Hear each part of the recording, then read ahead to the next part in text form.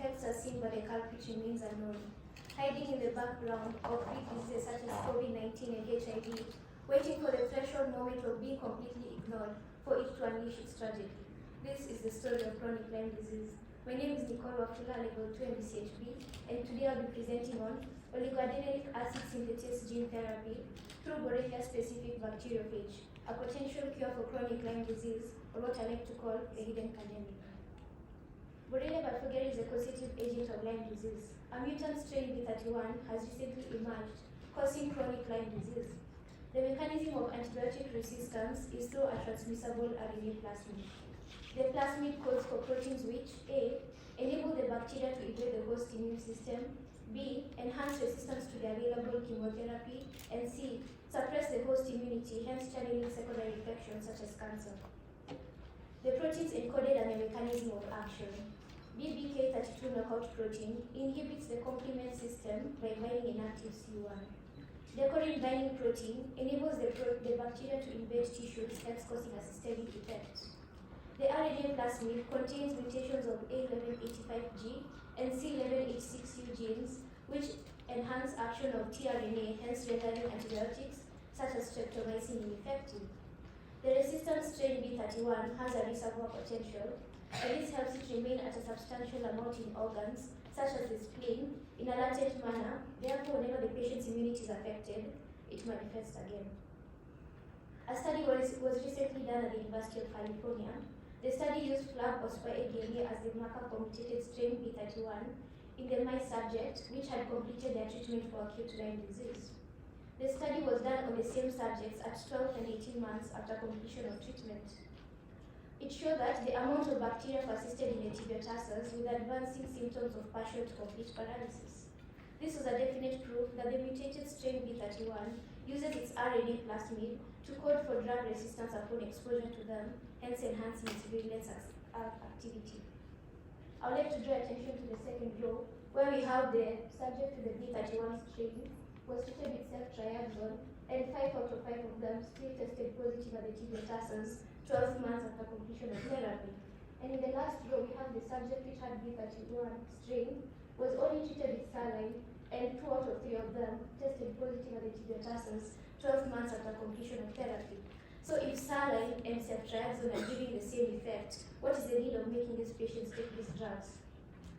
This is 18 months after completion of the therapy, and you can see in the second row, the B31 subject was treated with ceftriaxone, and 5 out of 5 of them still tested positive at the tibiotarsus 18 months after completion of therapy. And again, the last row where the subject had B31 strain, treated with saline alone, 5 out of 5 of them still tested positive at the tibiotarsus 18 months later. And if you can look at the story of these patients, they need to take like about 70 tablets a day, and it has no effect. My therapy uses the Borrelia bacteriophage. A bacteriophage is a virus that infects a bacteria through the process of transduction. Upon infecting the bacteriophage integrates its genome into that of the bacteria. Whenever the bacteria replicates its genome, it also replicates that of the virus. This therapy involves A. inserting the gene for oligodenilic acid synthetase into a Borrelia bacteriophage, infecting the Borrelia with the genetically modified bacteriophage. The oligodenilic acid is expressed whenever the bacteria replicates.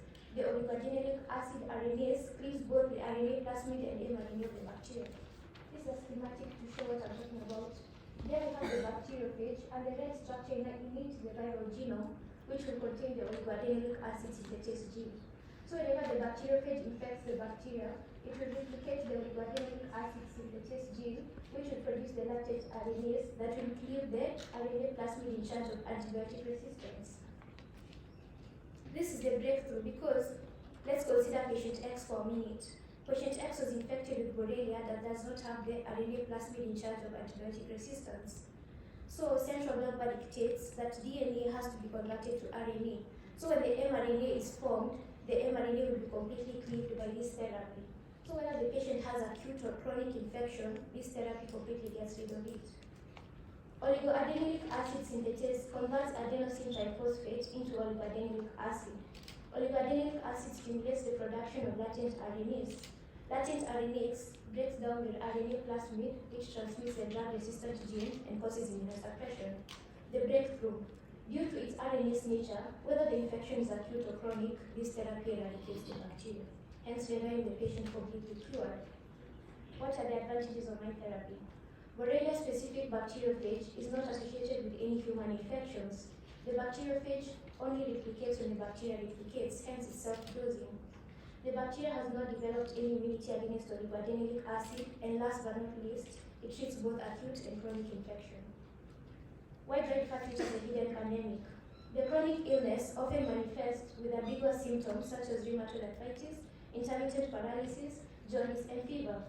The diagnosis involves polymerase chain reaction and hypomagnification, which are both very expensive. As a result of the above-mentioned reasons, it often goes undiagnosed, hence more transmission. This is a chart to explain the persistent Lyme disease in the USA.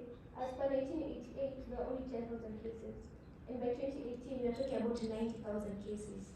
Telling from the trend, you can place your 2023 chart.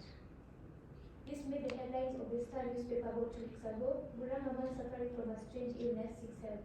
Mr. Mbure complains that he first got sick at the age of 11 years old, where the sickness manifested with paralysis of his right arm. Having received his polio vaccination, this pushed the doctors to give him an antibiotic treatment. To their surprise, it worked. The paralysis went away, only for it to come back in his teenage years, but on the left lower limb. Mr. Mbure was recently diagnosed with rheumatoid arthritis. His eyes are extremely yellow, hence a sign of jaundice. I think you can tell where this is going. Wherever the art of medicine is loved, there is a love for humanity, the borderless desire to help and give hope whenever everything else fails. As we speak, the Iraqi and Ukrainian government are complaining that their soldiers are suffering from the chronic Lyme disease. It is our responsibility to stand at the front line and prevent any future possibilities of pandemics. These are my references, lakini sijui na kushow. My name is Nicole Wafula, and thank you for the opportunity.